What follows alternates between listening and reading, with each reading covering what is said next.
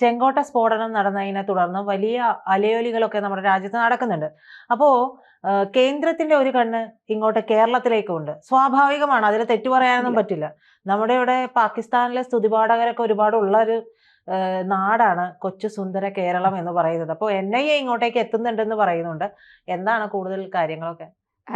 ഈ കേരളം എന്ന് പറയുന്നത് ദൈവത്തിന്റെ സ്വന്തം നാടാണ്. അതിനപ്പുറം ഈ തീവ്രവാദികൾക്ക് അമ്മയുടെ ഗർഭപാത്രം പോലെയാണ് കേരളം എന്ന് പറയുന്നത്. എവിടെയും ഒളിച്ചിരിക്കാം. കാരണം തൊട്ട് കഴിഞ്ഞാൽ മതത്തിന്റെ പേര് പറഞ്ഞുകൊണ്ട് വർഗീയത പറയുന്നു എന്ന് പറഞ്ഞുകൊണ്ട് അവരെ രക്ഷിക്കാൻ ഇവിടെ കുറെ ആളുകൾ ഉള്ളത് കൊണ്ട് അത് വലിയ പ്രശ്നമായി പോകില്ല. അതുകൊണ്ട് ആർക്ക് വന്നാലും ഇവിടെ ഒളിക്കാം എന്നുള്ളതാണ്.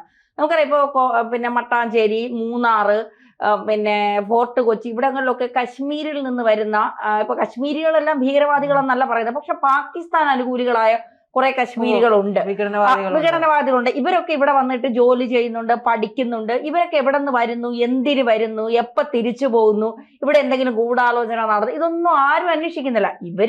ഇവരുടെ സ്വാതന്ത്ര്യം പോലെ കേരളത്തിലേക്ക് വരുന്നു, ഇവിടെ കുറെ പദ്ധതികൾ ഗൂഢാലോചന നടത്തുന്നു.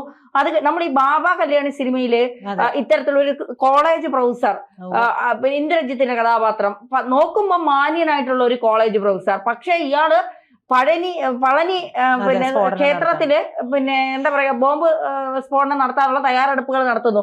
ഇയാളുടെ കൂട്ടാളികൾ അത്തരത്തിലുള്ളവരാണ്. പിന്നീട് അന്വേഷിച്ച് വരുമ്പോഴാണ് അതുപോലെയാണ് വൈറ്റ് കോളർ ജോബ് എന്ന് പറഞ്ഞിട്ട് എഞ്ചിനീയർമാരും ഡോക്ടർമാരുമായിട്ടുള്ള പലരും ഇവിടെ വരുന്നു. വന്നതിന് ശേഷം ഇതുപോലെയുള്ള കാര്യങ്ങൾ നടന്നു. നമുക്ക് കണ്ടുപിടിക്കുമ്പോഴായിരിക്കും നമ്മൾ 15-20 വർഷം മുമ്പ് ഇവിടെ വന്ന് പഠിച്ചിട്ട് പോയവന്മാരായിരിക്കും, അല്ലെങ്കിൽ ഇപ്പോഴും ഇവിടെ ഉള്ളവരായിരിക്കും ഇതൊക്കെ നമ്മൾ അറിയുന്നത്. അപ്പോ ഈ പിണറായി വിജയനോടൊപ്പം ജോലി ചെയ്തിരുന്ന അല്ലെങ്കിൽ അദ്ദേഹത്തിന്റെ കൂടെ ഉണ്ടായിരുന്ന ഒരു വിജയ് സാക്കറെ എന്ന് പറയുന്ന ഒരു പോലീസ് ഉദ്യോഗസ്ഥനുണ്ട്. അദ്ദേഹം ഇപ്പൊ ഇവിടെ നിന്ന് മാറി NIA DGP ആണ് അദ്ദേഹം വരുന്നുണ്ടല്ലോ. അദ്ദേഹം ഇപ്പൊ വരുന്നുണ്ട്. അദ്ദേഹത്തിന്റെ ടീമും ഈ അടുത്ത സമയത്ത് തന്നെ കേരളത്തിലേക്ക് വരുന്നുണ്ട് എന്നുള്ള വിവരങ്ങളാണ് പുറത്തു വരുന്നത്. അതായത് ഈ ഒരു മുഹമ്മദ് ആരിഫ് എന്ന് പറയുന്ന ഒരുത്തൻ തിരുവനന്തപുരം മെഡിക്കൽ കോളേജിൽ പഠിച്ചിട്ടുണ്ട്. ഹരിയാനക്കാരൻ എന്ന് പറയുന്നു, പിന്നെ കശ്മീരുകാരൻ എന്ന് പറയുന്നു. കൃത്യമായ വിവരമില്ല. ഇവിടെ ഓൾ ഇന്ത്യ എൻട്രൻസ് പരീക്ഷ എഴുതി വിജയിച്ചാണ് തിരുവനന്തപുരത്ത് മെഡിക്കൽ കോളേജിൽ പഠിച്ചത്. അവിടെ പഠിച്ചതിന് ശേഷം ഇനി ആരൊക്കെയായിട്ട് അവൻ കൂട്ടുകൂടി അവിടെ പഠിച്ച എത്ര പേരെ അവൻ ഈ ഗ്രൂപ്പിൽ ചേർത്തിട്ടുണ്ട്, എത്ര പേര് ഈ പണം കൊടുത്തവൻ വിലക്കെടുത്തിട്ടുണ്ടെന്നൊന്നും അറിയില്ല.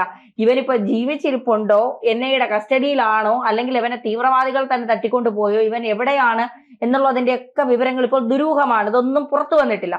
സ്വാഭാവികമായിട്ടും ഇതിന്റെ അന്വേഷണത്തിലാണ് NIA. കാരണം കേരളത്തിൽ ഇതിന്റെ വേരുകളുണ്ട്.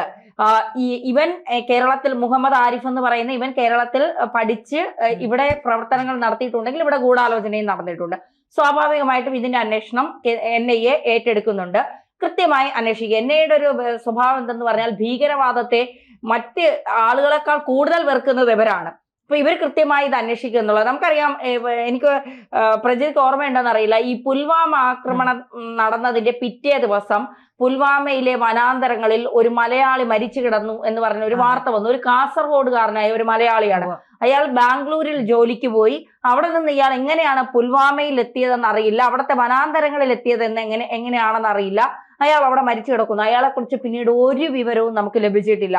ഇയാൾ ഏതെങ്കിലും ഭീകരവാദത്തിന്റെ കണ്ണിയാണോ, കേരളത്തിൽ നിന്ന് അത്തരത്തിൽ ഭീകരവാദത്തിൽ ചേരാനായി പോയതാണോ, പിന്നീട് ഇയാൾ കാസർഗോഡ് എവിടെയുള്ള ആളാണെന്ന് പോലുമുള്ള ഒരു കാസർഗോഡുള്ള ഒരു മലയാളിയാണ് എന്നതിനപ്പുറം നമുക്ക് മറ്റു വിവരങ്ങളൊന്നും കിട്ടിയിട്ടില്ല. അതുപോലെ തന്നെയാണ് ശ്രീലങ്കയിലെ ഒരു ക്രിസ്ത്യൻ പള്ളി ആക്രമിച്ചപ്പോൾ അതിലും ഉണ്ടായിരുന്നു ഒരു മലയാളി. അഫ്ഗാനിസ്ഥാനിൽ നിന്ന് സിറിയയിലേക്ക് പോയതിൽ അവിടെ കൊല്ലപ്പെട്ടവരിൽ പലരും മലയാളികളായിരുന്നു.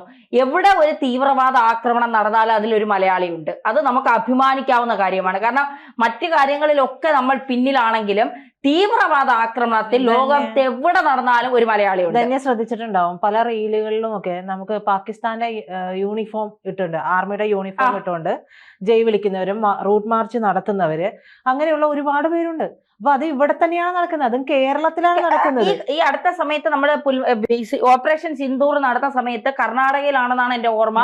പാകിസ്ഥാൻ പതാക ചവിട്ടിയപ്പോൾ ആ ചവിട്ടിയാളെ തെറി വിളിച്ചുകൊണ്ട് ഒരു ബുർഗ ധരിച്ച ഒരു സ്ത്രീ ആ പതാകയെ മടക്കി നെഞ്ചോട് ചേർത്ത് പിടിക്കുന്നു. താമസം ഇന്ത്യയിലാണ്, കൂറ് പാകിസ്ഥാനിൽ. അങ്ങനെയുള്ളവർ, ഞാൻ പറയുന്നത് അങ്ങനെയുള്ളവർ ഇന്ത്യ താമസിക്കരുത്. നമുക്ക് നമ്മുടെ രാജ്യത്തോട് കൂറില്ലെങ്കിൽ നമ്മൾ നമ്മുടെ രാജ്യം വിട്ട് പോവുക. നമ്മുടെ രാജ്യത്ത് നിന്ന് നമ്മുടെ രാജ്യത്തിന്റെ ആനുകൂല്യങ്ങൾ, സ്വാതന്ത്ര്യം, നമ്മുടെ രാജ്യത്തിന്റെ എല്ലാ അവകാശങ്ങളും നമ്മൾ പറ്റും. എന്നിട്ട് സ്നേഹം മൊത്തവും അപ്പുറത്ത് എന്ന് പറയുന്നത് പോലെ. അതായത് ഈ ഗാസയ്ക്ക് വേണ്ടി കരയുന്ന കുറെ എണ്ണം ഉണ്ട് ഇവിടെ. അതായത് കുറെ ആളുകൾ ഇവിടെ ഉണ്ട്. പിന്നെ ഹമാസിന്റെ നേതാക്കൾ മരിക്കുമ്പോൾ അവരുടെ ചിത്രം വെച്ച് ആനപ്പുറത്ത് എഴുന്നള്ളിപ്പിക്കുന്നു.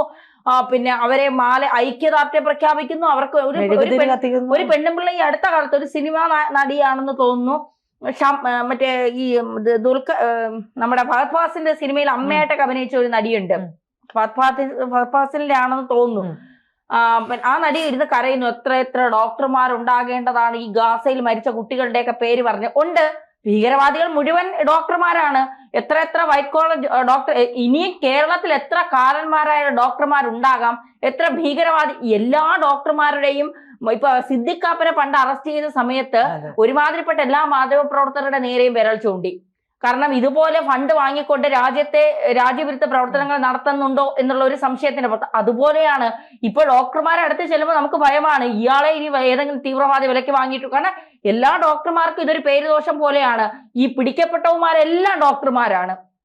അപ്പോ അത് ഡോക്ടർമാരുടെ ഒരു സെറ്റ് വന്നതാണ്. അടുത്ത സെറ്റ് വരുന്നത് അടുത്ത സെറ്റ് ഇനിയിപ്പോ ചിലപ്പോ ശാസ്ത്രജ്ഞന്മാരായിരിക്കാം, ചിലപ്പോ എഞ്ചിനീയർമാരെ. കാരണം പണം കൊടുക്കുമ്പോൾ നമ്മുടെ രാജ്യത്ത് ഒറ്റാനായിട്ട് നിൽക്കുന്ന കുറെ എണ്ണമുണ്ട്. അതാണല്ലോ DRDOയുടെ അവിടെ നിന്ന് ഒരു വ്യാജ ശാസ്ത്രജ്ഞനെ പിടികൂടിയത്.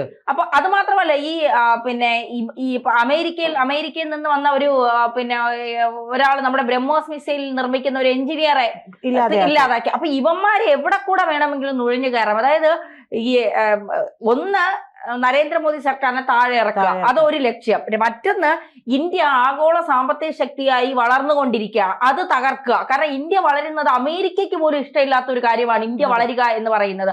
തങ്ങൾക്ക് മുകളിലാകുമോ? പണ്ട് അമേരിക്ക പറഞ്ഞാൽ വാലാട്ടി നിൽക്കുന്ന ഒരു ഇന്ത്യയാണ് നമുക്ക് കാണാൻ സാധിച്ചത്. ഇപ്പൊ അങ്ങനെയല്ല.